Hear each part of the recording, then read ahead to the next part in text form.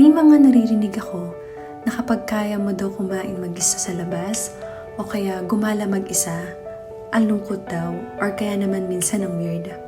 Pero para sa akin hindi naman talaga weird yun. Minsan kasi nasanay lang tayo na dapat laging may kasama. Kasamang kumain, gumala, manood, even magkape. Kaya kapag may taong comfortable mag-isa, iniisip agad ng iba na malungkot or walang kasama.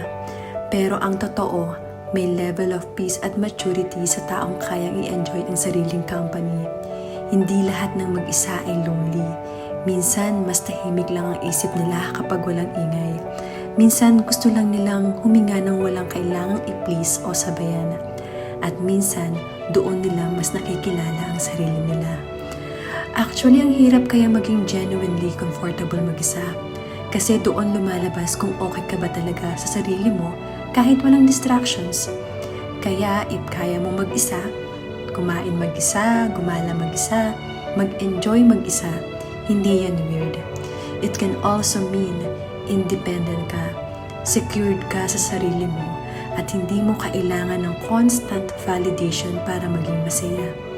At the end of the day, mas okay nang marunong kang samahan ng sarili mo kaysa pilitin mong may kasama ka kahit napapagod ka naman inside.